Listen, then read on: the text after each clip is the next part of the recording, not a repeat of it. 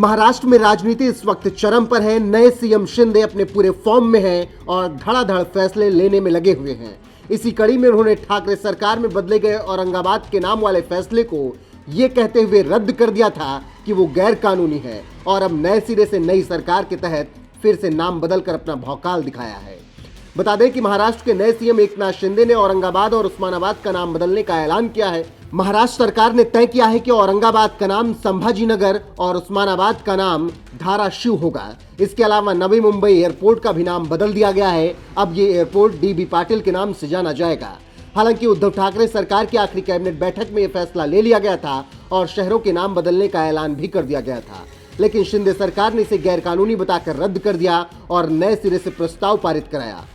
गौरतलब है कि शिवसेना के संस्थापक बाला साहब ठाकरे ने कई दशक पहले औरंगाबाद का नाम बदलकर संभाजीनगर करने का ऐलान किया था।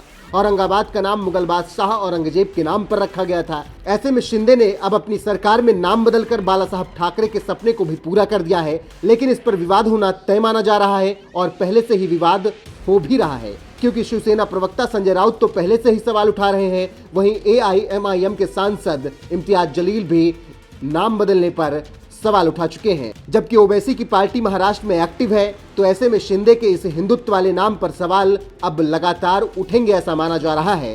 खैर, जो भी हो आने वाला वक्त बताएगा, लेकिन शिंदे फडणवीस की सरकार ने जो काम किया है वो उनका भौकाली फैसला माना जा रहा है।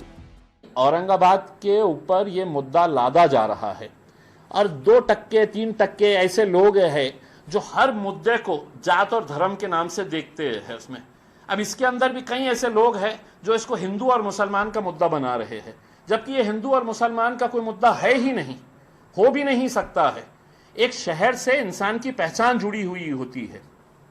अब अगर आपने नाम चेंज कर दिए तो इसके ऊपर कितना पैसा खर्च होता है, इसके अलग अलग बहुत सारे ये है। मैंने खुद ने रिसर्च किया है, बिजनेस स्टैंडर्ड के उसके अंदर ये कहा था कि अगर छोटा शहर है तो उसको अगर चेंज करना है तो कम से कम 500 करोड़ रुपए।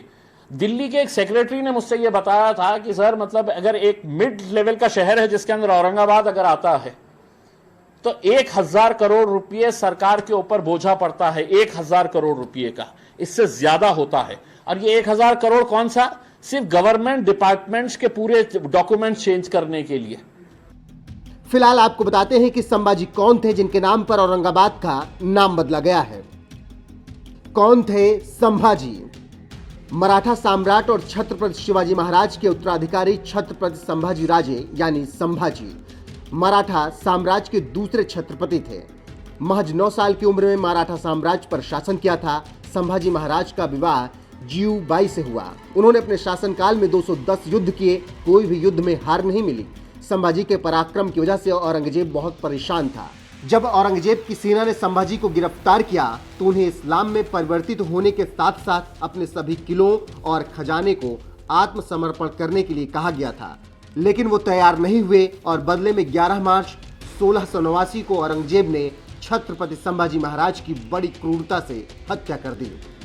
तो कुछ ऐसा इतिहास रहा है संभाजी का, जिस पर अब औरंगाबाद का नाम रखा जा रहा है और इसी को जीवंत रखने के लिए शिंदे सरकार ने बड़ा फैसला किया है। अब देखना होगा कि इस पर कितनी तारीफ होती है और कितनी सियासत होती है। फिलहाल आपका क्या कुछ कहना है? जिस तरीके से औरंगाबाद का नाम बदलकर संभाजीनगर किया जा रहा है और उस्मानाबाद का नाम धाराशिव हो रहा है, अपनी राय कमेंट में हमें जरूर बताएं।